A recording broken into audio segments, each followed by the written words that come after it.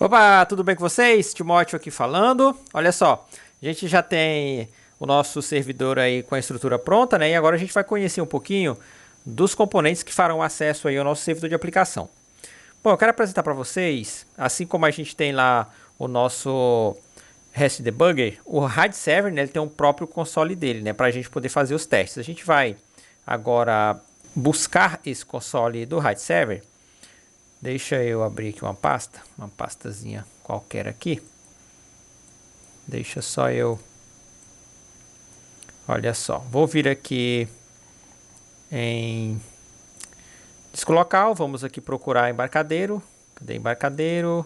Estúdio 21, pasta bin. Aqui dentro da pasta bin é onde está os consoles aí, tanto o console utilizado pelo RAID Server quanto o nosso REST Debugger. Então a gente vai descer aqui na letra R para a gente poder localizar aí o nosso console. Olha só, o consolezinho do RAID Server está aqui, o RS Console, está aqui o nosso REST Debugger. A gente vai estar abrindo aqui o RS Console, dá um duplo clique nele aí para a gente abrir o consolezinho, né, o RAID Server Manager Console. Ok, já está aberto. Deixa só eu minimizar isso aqui. Ok, bom, esse cara aqui é quem eu estarei utilizando para poder fazer os testes ao meu servidor. Primeira coisa que eu vou fazer aqui é dar um New Connection para eu poder conectar ao meu servidor. Tem uma série de configurações aqui que eu posso estar fazendo, né? Um proxy, em keys. Eu tenho aqui o App Secret, um Application ID, caso eu tenha definido isso lá no ini do meu RAID Server. Então vou passar aqui, né, o App Secret Application ID. Em Authentication aqui, se, por exemplo, eu tiver o username e o password, eu vou passar aqui. Caso eu utilize o Master Secret, eu passarei a Master Secret aqui dentro. Ok? Vou fazer o login normal. Deixa eu dar um teste connect aqui. Olha só. Está conectado, né? Meu servidor já está executando, então, conexão, tudo ok aí. Vou fechar aqui. Olha só. Aqui em New Profile, eu tenho aqui algumas informações, né? Tem aqui o conjunto de usuários, né? Esses são os usuários que estão conectados aí ao meu RAID Server. Tenho aqui os grupos de usuário, caso eu divida, né, esses usuários que irão logar no meu servidor por grupo, por exemplo, por departamento lá da empresa. Então vai aparecer aqui todos os registros feitos. Aqui são as instalações, por exemplo. Aqui até eu criei um teste, ele está capturando aqui de um teste. Mas aqui basicamente vai vir aqueles usuários, né, por exemplo, que tem lá um aplicativo instalado no celular, seja ele Android ou iOS. Quando ele fizer o login na aplicação, então vai aparecer aqui, né, essas instalações, ou seja, esses dispositivos aí que estão conectados. Aqui tem os módulos, tem os recursos, né, lá do meu servidor. Aqui em push, aqui eu faço o meu teste, né, com o push notification. Aqui eu posso adicionar os dados, né, a mensagem, aqui para Apple Notification e aqui para Android Notification, né? Aqui o título da mensagem e a mensagem em si, enfim.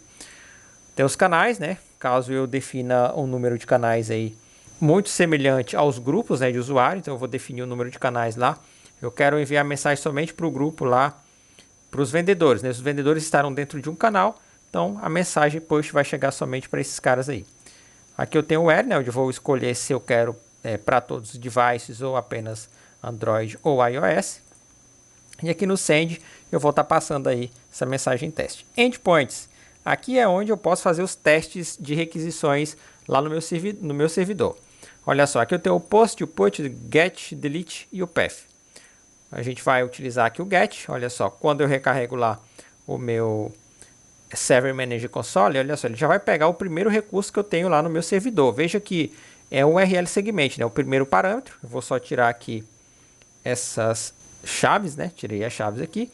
Content Type aqui eu vou colocar um application /JSON. E aqui eu vou adicionar todos os parâmetros que eu preciso, né? Aqui para poder fazer a minha consulta. Olha só, o URL Segment eu posso passar aqui o V1, né? O URL Segment. Olha só, o URL Segment vai a versão. E aqui eu posso estar adicionando outros parâmetros. Esses parâmetros aqui basicamente serão os parâmetros que eu já tenho definido aqui, ó, no nosso URL, Case Option. Eu vou colocar aqui o Case Option, o nome do meu parâmetro, o valor que eu quero por nome, vou aplicar. Aqui eu vou adicionar o próximo parâmetro. Vamos ver qual é o próximo parâmetro. Filtro, né? Então o filtro contém. Então eu vou pegar aqui o filtro, colocar aqui dentro o valor contém. Pronto, apliquei. Próximo parâmetro, vamos ver qual é o próximo parâmetro. É os dados, né? Os dados igual a dias. Então vamos passar aqui dados igual a dias. Vou aplicar. Próximo parâmetro, vamos ver aqui, dados auxiliares. Não tem nada aqui em dados auxiliares. Vou somente passar ele aqui. Dados auxiliares, não vai ter nada aqui no value. Vou dar um apply aqui para aplicar. Vou aqui também para o próximo status. Status também não tem nada. Então vamos apenas dar um add aqui para poder adicionar, né? E aplicar. Próximo parâmetro, aqui está ativo, né? Mas deixa lá sem. Código do usuário. Então eu vou pegar aqui o código do usuário. Vamos aqui para o nosso consolezinho, código do usuário, aplicar. Vamos adicionar o próximo. O próximo parâmetro aqui vai ser, deixa eu ver aqui, o próximo código da empresa, né?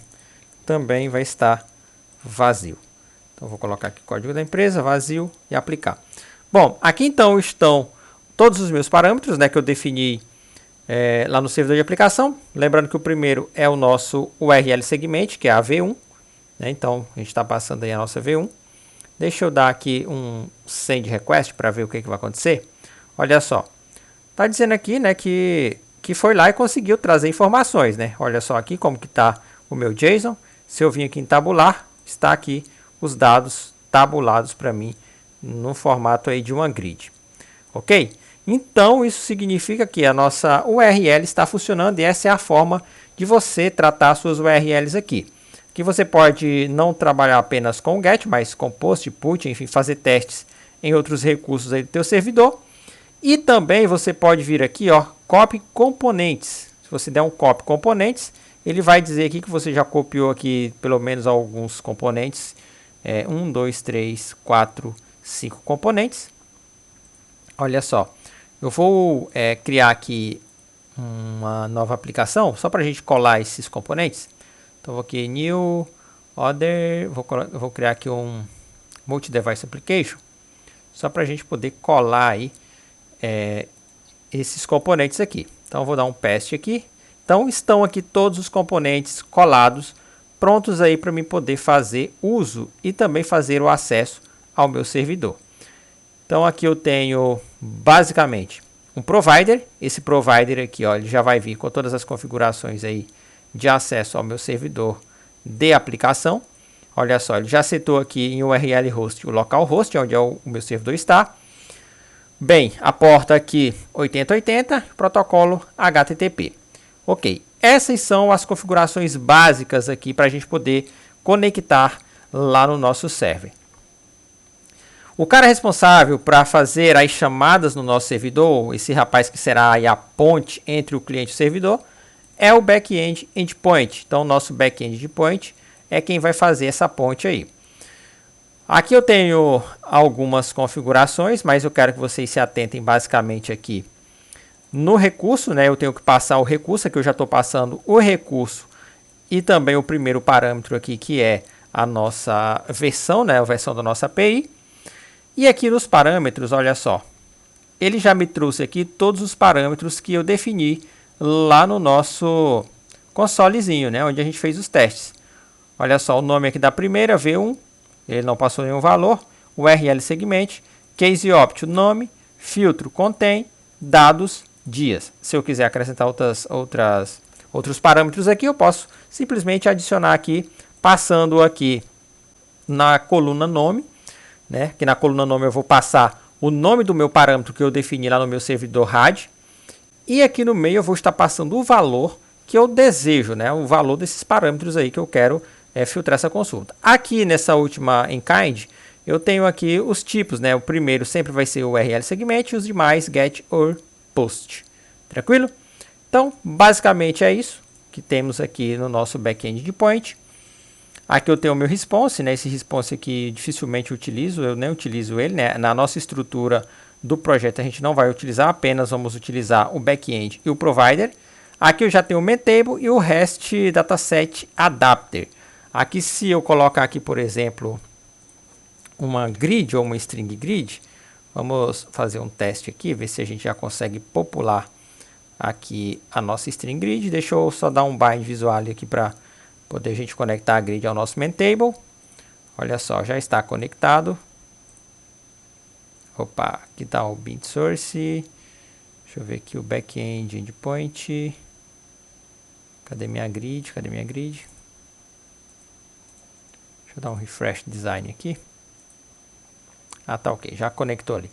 Prontinho. Então, nossa grid já está conectada. Agora, o que a gente vai fazer? Deixa eu colocar um botãozinho aqui. Só para a gente poder trazer essas informações, né? O que eu vou fazer aqui? Eu vou pegar aqui o meu backend endpoint e vou simplesmente dar um execute nele aqui, ó. Prontinho. Vamos rodar a nossa aplicação, né? Nosso servidor já está rodando. Pronto, a aplicação já está rodando, então vamos aqui clicar, né? Já temos toda a estrutura montada aqui, né? De componentes. Então a gente vai clicar no botãozinho aqui. Olha só, já trouxe as informações aqui para a minha grid. Tranquilo? Pessoal, então basicamente é isso. Os componentes que a gente vai estar utilizando aqui para trazer informação no nosso projeto vai ser o MS Provider, o nosso backend endpoint e também o nosso response dataset, né? Que é o cara que vai converter aí de JSON para dataset, também um MainTable aí. Esse response aqui a gente nem vai chegar a utilizar ele. Ok? Então, basicamente isso que eu queria falar nesse vídeo. Um abraço e até a próxima.